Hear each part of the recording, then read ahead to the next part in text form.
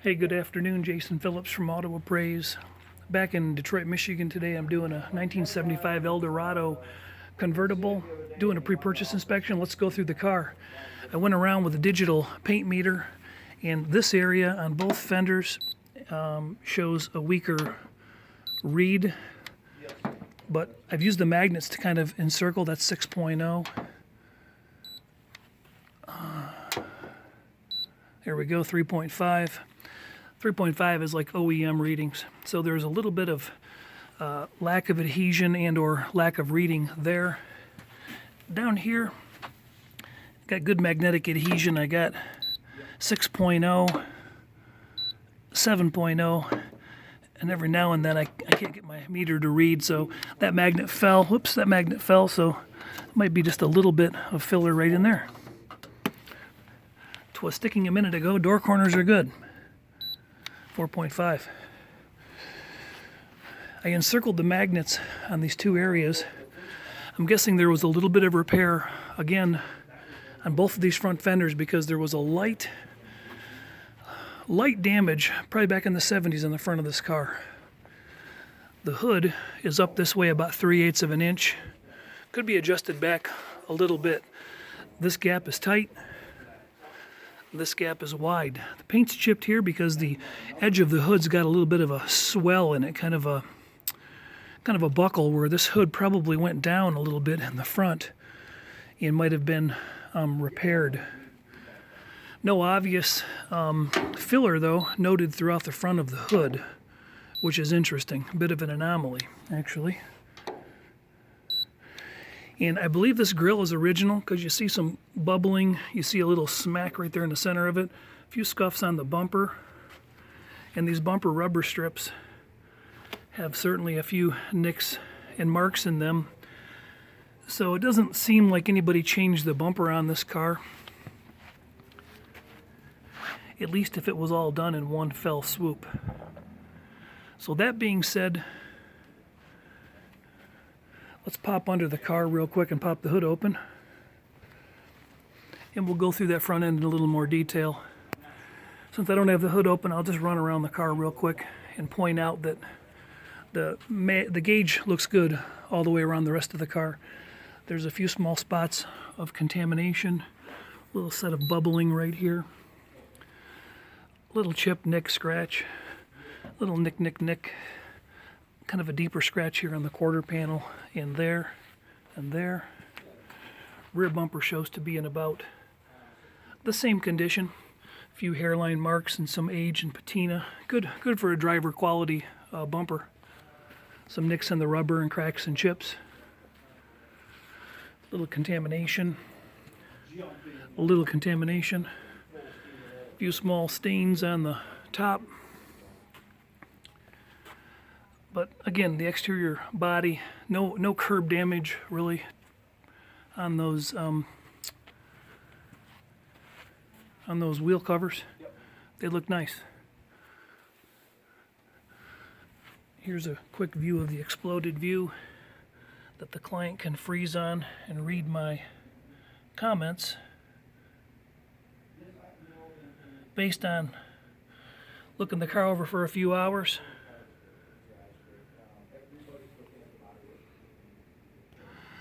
Also, there's a bit of an Audi ding on the hood right there. A little bit of contamination here and there on the repaint of the hood surface. The rear left hood spring is a little bit weak and the hood wants to sag and close on its own. But up front, you can see where there's some contact damage. But those bolts have been adjusted. You can see some paint chips on them, but you can't see a lot of movement in the past. And looking at the repair on this hood, just a little bit of filler there where the spot welds show up missing for a minute. Yeah. On the other side we have a chip right opposite there, and that chip's being caused by a little bit of a bump out radius in the original. That could be knocked down with a 2x4 and a hammer real easy, folded back in, and that problem goes away. You can see some minor adjustments been done here. But again, minor, nothing major. The core support looks all stock and original. I don't believe it's ever been changed. I don't believe the AC condenser has ever been changed, and or the radiator. Don't see any evidence of newness there at all. This lower shroud is kind of a rubber slash plastic piece, and you can see it broke loose here and cracked, but it's, you know, it's not replaced. So therefore my conclusion is that whatever was done way back when was pretty minor. I studied these frame extensions and these 5-mile-an-hour impact bumper supports, and they don't look horrible.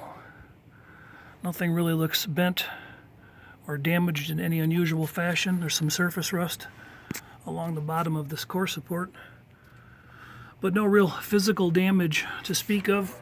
Coming back over on this side, same condition applies. No real movement that I could see, at least not in a long time, on those bumper bolts. And core support does not look damaged. Bumper extensions do not look damaged or changed or replaced, not in a long time. A little surface rust noted in spots, including the bottom of the battery tray area. And there's some grease buildup, oil buildup, a little bit of seepage and leakage on the engine seals. Not sure where that's coming from. A little bit of weepage on the tranny pan. But nothing is actively gathering on the carpet or pouring out of the car since I've been here. A little bit of overspray noted on these inner fender splashes.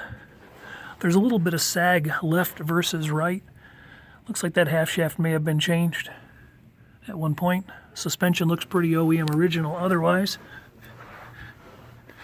Over here we got a grease leaking on the boot on this side. But the ball joints look pretty good. Maybe that lower one's been changed. Not sure. Control arm bushings look stock and original. Let's pop under the back of the body. A little bit of seepage off the steering box, but I'm not sure that's exactly coming from the steering box. OEM exhaust. Underbody looks real solid overall. Original sound deadener applied on the floor pans throughout. Can't really see where there's any wrinkles or bumps or bubbles. Up here in the inner rocker, see if I can get my flashlight where you can see. Looking at the inner rocker structure above the frame, you can see it's real solid up in there. It is evidenced of being a very dry car from some dry climate. So there's really nothing much to talk about down here except a little bit of paint overspray on both sides of the frame rails. OEM catalytic converter and intermediate pipes. That's a muffler with some bumps on it, a little bit of a rust hole. I don't think that's an OEM muffler. I'm going to reach out there and say I don't think so. Stock unrebuilt suspension in the rear. Got a lot of still photos of it for the client. So the underbody's it's a real solid survivor. That's the way I'm going to say. A couple of roller marks, hairline scratches in the glass here and here, but the rest of the glass is in really nice shape. The passenger side window needs to be adjusted a little bit, leaving me a gap up here and getting me tight in the back. Power locks work. The actuator's a little slow on the passenger side, but it operates. Power seat switches work in all 6 positions on this side, but the switch panel on the other side is not working. Looking through the interior, door panels are in really nice survivor shape. There's a little mark there. Trim is in pretty good shape. Up across the dash there's no cracks. There's a little bit of warping on this plastic bezel, which I've seen many of these old Eldorados. Some of the plastic chrome is fading. The silver's kind of fading out. Wood grain is otherwise nice. Power trunk release and pull down operates and works, but it snatches the trunk and pulls it back down on you. Fan controls working, wipers working, headlights, taillights. Radio works when you turn it all the way up. Power antenna is not working. I'm going to run the power antenna up and down when we get outside. So we get some speaker noise way at the top end of that adjustment. Lights are coming on as they should when we first turn the key forward. A little bit of wear on this leather wrap. The leather seats have been recovered and they look like they're in nice shape. Carpet kit's in good shape. There's no Cadillac emblem on this mat, so I think that's a reproduction unit, and the carpet's at the bottom of the door. You know, they may have been changed. I'm not sure about that. Not much to discuss differently in the back of the car. I'm pretty sure these carpets have been swapped out of the car, and the mats were redone. Leather seat surfaces look nice. Courtesy lights are working. This lens cover is missing.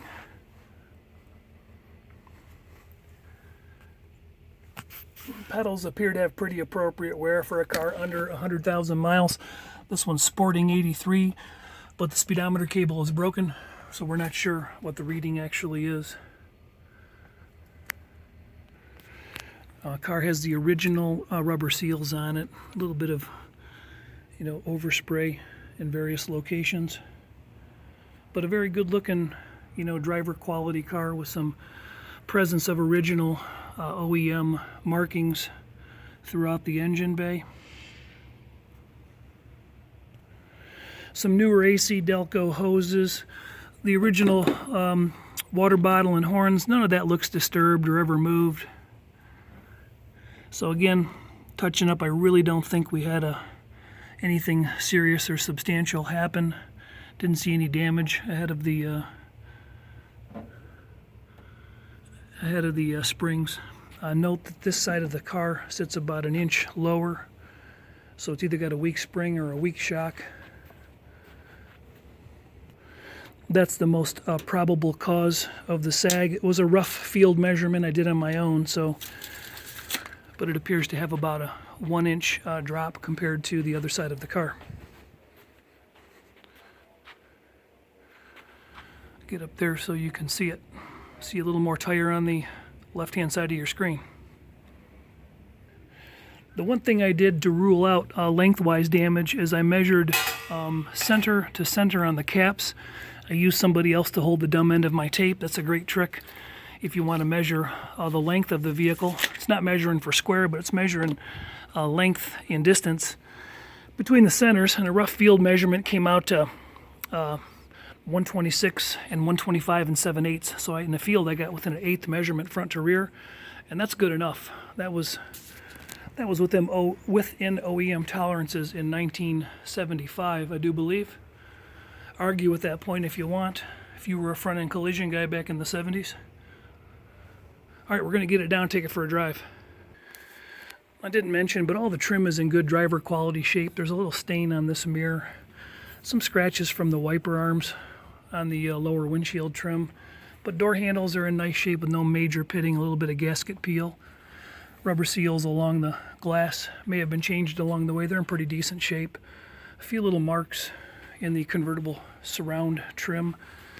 The chrome, generally speaking, is in good shape on the taillight bezels, less a few small marks. This one has a few more than the other side. Emblems are decent. Lenses aren't really cracked up or any major issues. Trunk flipper still there, still works. A little bit of age in the reverse light lenses. So glass, convertible top is nice with a few stains. Windshield doesn't have any major stone cracks or chips in it.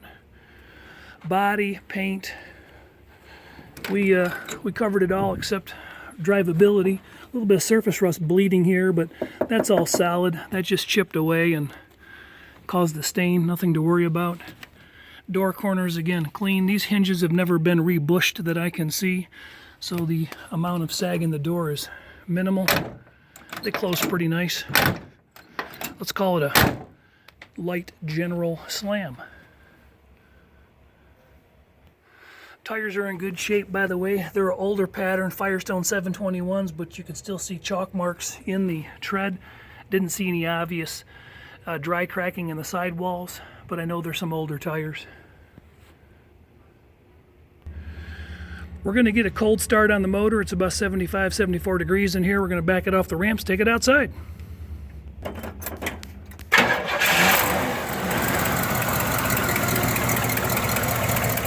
little bit of an exhaust leak up here. Not really sure where that's coming from, but you can hear a little bit of it.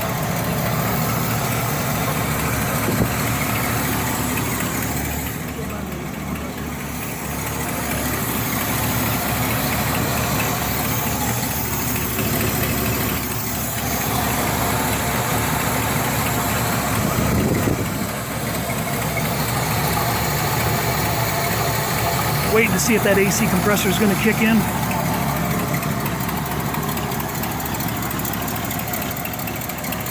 I meant to pull this out earlier and show you that the engine oil was in good shape. Was at a reasonable level. I got to check it again when it's on the ground. And the transmission fluid didn't smell burnt. But since I got the hood up, let's take a quick peek and show the onlooker.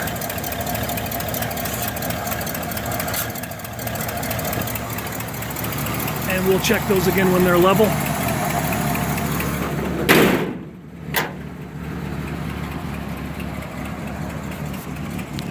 I'll check the reverse lights. Brake lights we already checked. There we go. We got reverse. We already checked the turn signals and they're working. Side marker lights are working. Headlights and bright lights are all working. Don't see any unusual smoke. I do hear a little bit of exhaust leaking. I don't know if your door is shut. Take it right off. We're going to pull out and run it around just a little bit, shift it through the gears. Out here in the light there might be a small wiper rub mark, although it's straight. I think that's probably just maybe a mark from the wipers being up. Small split in the dash, a little bit of warpage here in the trim, which you commonly see, and a little bit of fade in the plastic chrome.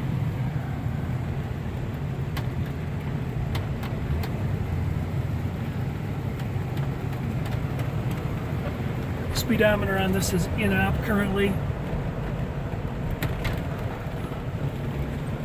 406.3 on the trip odometer. Jason Phillips from Auto Appraise, wrapping up an inspection on a 1975 Cadillac Eldorado. This car is represented to be from California, and based on how solid the floor pans are and how good the inner rocker structure looks and the rear quarter panel splashes, I would say that's accurate information. Carpet kit and the seat covers have been updated, upgraded, and they look real nice.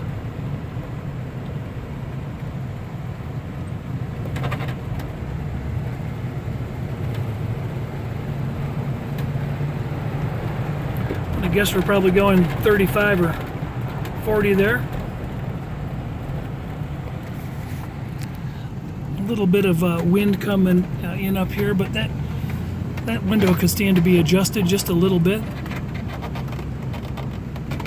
It shows that it's up in the back and not in the front, but when you have it open you can actually tilt it a little bit of wear in the guides and get it to close appropriately. Might have to do that with the door open, but I'll show you with hands off the wheel.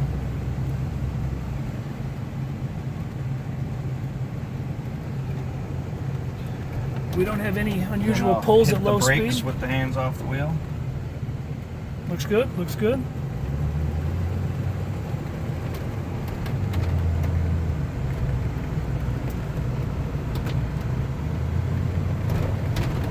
Get going a little bit of speed here and stab on the brakes one more time, same thing. Yeah, stops nice. No brake light. Our ignition lights went on as they should have when we started the car and off as they should. And again, this window as it comes up, the guides are a little bit worn, so if we give it a little tilt back, go ahead, it will it'll close up as it should. It just needs to be adjusted this way a little bit. Quick check through the side marker lights and the parking lights. We checked them earlier, but just showing again. Those are functional. Headlights, please. And brights, please. The blue lights clicking on the dash indicating that the brights are working as well. We're going to run this top down. The transmission was a little sluggish going into reverse, but maybe a little low on fluid. Might advise a service on that based on its operational function. Go ahead. All right, go ahead.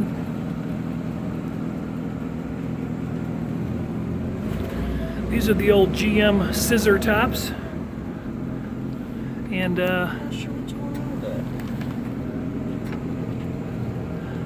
they're known to be a little fickle. So we've got the passenger side starting to bow in, and the Driver's side, not just yet. I'm going to reach over there and pull. Let me move over there.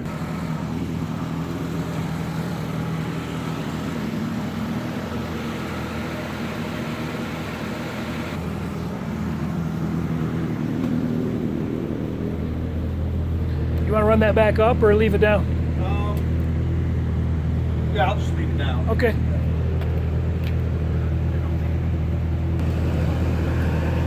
I don't think that the previous damage the car sustained was anything serious. It doesn't have any big unusual buckles or waves in the body. Nothing to distract from the overall look of a good-looking cruiser. Last little look underneath the vehicle.